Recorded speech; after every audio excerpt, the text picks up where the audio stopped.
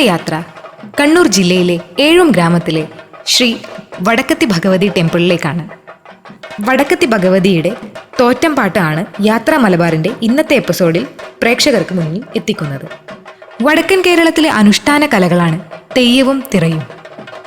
മനുഷ്യൻ ദേവതാരൂപം ധരിച്ച് ഉറഞ്ഞു തുള്ളുകയും അതിലൂടെ ദേവതയെ പ്രീതിപ്പെടുത്തുകയും തിരിച്ച് ദേവത സമൂഹത്തിന് ഐശ്വര്യവും സമാധാനവും നൽകുന്ന വിശ്വാസ പ്രക്രിയയാണ് തെയ്യം. അമ്മ ദൈവങ്ങൾ, മന്ത്രമൂർത്തികൾ, ഇതിഹാസ കഥാപാത്രങ്ങൾ, വനദേവതകൾ, നാഗകന്യകകൾ, വീരന്മാർ, സമൂഹത്തിലെ തിന്മകൾക്കെതിരെ പൊരുതി വീരമൃത്യു വരിച്ചവർ ഇവരെല്ലാം തെയ്യങ്ങളായി പ്രത്യക്ഷപ്പെടാറുണ്ട്. തെയ്യം, തിറ, കോലം എന്നീ വ്യത്യസ്ത നാമങ്ങളിൽ അറിയപ്പെടുന്നുവെങ്കിലും സാമാന്യമായി മൂന്നും ഒന്നു തന്നെയാണ്. അവ തമ്മിൽ വ്യത്യാസങ്ങളുമുണ്ട്. തെയ്യം എന്ന വാക്കിനർത്ഥം ദൈവം എന്നു തന്നെയാണ്. ദൈവങ്ങളുടെ കോലം ധരിച്ച് മനുഷ്യർ ദൈവങ്ങളായി പ്രത്യക്ഷപ്പെടുകയും ജനങ്ങൾക്ക് അനുഗ്രഹാശിസ്സുകൾ നൽകുകയും ചെയ്യുന്നു.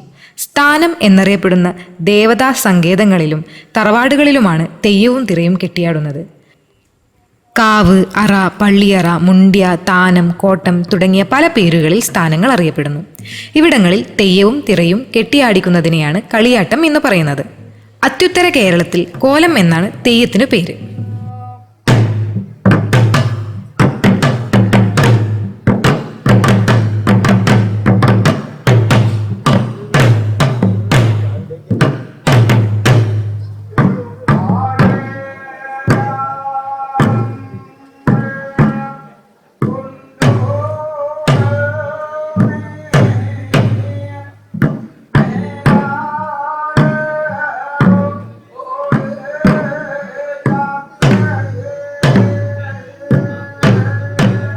അവർണ സമുദായത്തിൽപ്പെട്ടവരാണ് തെയ്യവും തിറയും കെട്ടിയാടുന്നത്.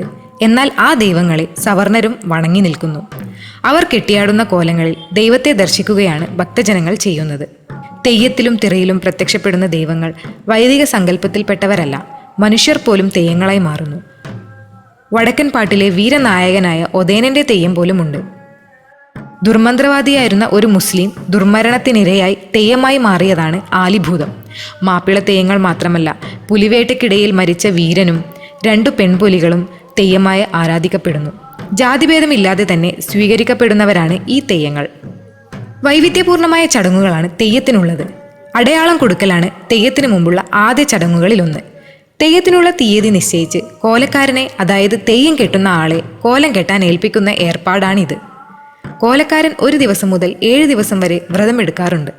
പൂർണ്ണ രൂപത്തിലുള്ള തെയ്യക്കോലത്തിന് മുന്നോടിയായി ലളിതമായ വേഷത്തോടു കൂടിയ അവതരണമാണ് തോറ്റവും വെള്ളാട്ടവും.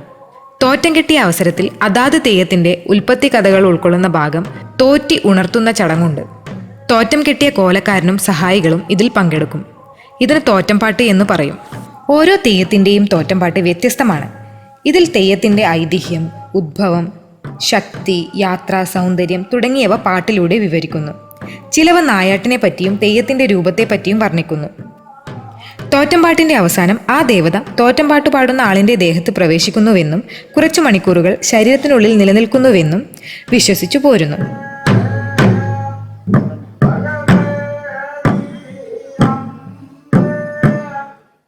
വടക്കൻ കേരളത്തിന്റെ സാമൂഹിക സാംസ്കാരിക സ്വഭാവം കൂടി തോറ്റംപാട്ടിലൂടെ വിവരിക്കപ്പെടുന്നു. ചെണ്ട, വീക്കുചെണ്ട, ഇലത്താളം, കുഴൽ എന്നിവയാണ് പ്രധാന വാദ്യോപകരണങ്ങൾ. തോറ്റമുള്ള തെയ്യങ്ങൾക്ക് ഉച്ചത്തോറ്റം, അന്തിത്തോറ്റം എന്നിവ ഉണ്ടാകും.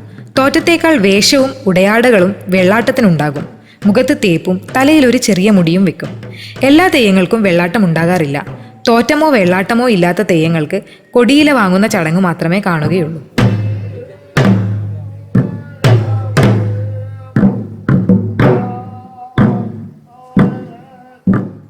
വടക്കത്തി ഭഗവതി തെയ്യം അഥവാ പടക്കത്തി ഭഗവതി തെയ്യം. അർദ്ധപുരുഷ സങ്കല്പത്തിലുള്ള ശിവപുത്രിയായ ഈ ദേവി മരക്കല ദേവതയാണ്. ദുഷ്പ്രഭുക്കളായ അസുരന്മാരെ കൊന്നൊടുക്കാൻ പുറപ്പെട്ട തൻ്റെ ശിഷ്യൻ കൂടിയായ പരശുരാമനെ സഹായിക്കാൻ വേണ്ടി പരമേശ്വരൻ സൃഷ്ടിച്ചതാണ് ഈ ദേവതയെ എന്നാണ് ഐതിഹ്യം.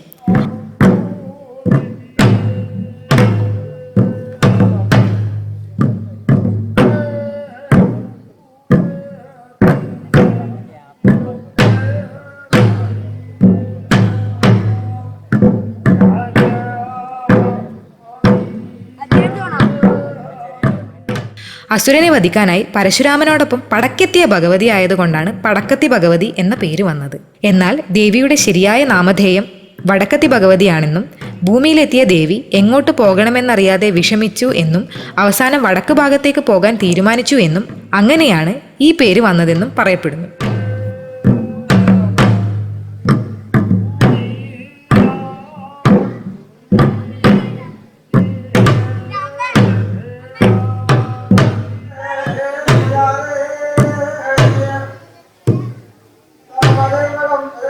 തോറ്റവും വെള്ളാട്ടവും കഴിഞ്ഞാണ് മുഖത്തെഴുത്തും ആടയാഭരണങ്ങളും മുടിയും വെച്ച പൂർണ്ണ രൂപത്തിലുള്ള തെയ്യത്തിന്റെ പുറപ്പാട്.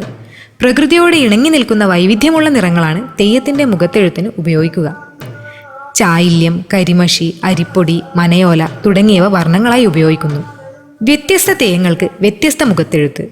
ഒളികണ്ണ്, കുറിയെഴുത്ത്, തേപ്പും കുറി, കാട്ടാരം പുള്ളി തുടങ്ങിയ പേരുകളിലാണ് മുഖത്തെഴുത്തുകൾ അറിയപ്പെടുന്നത്.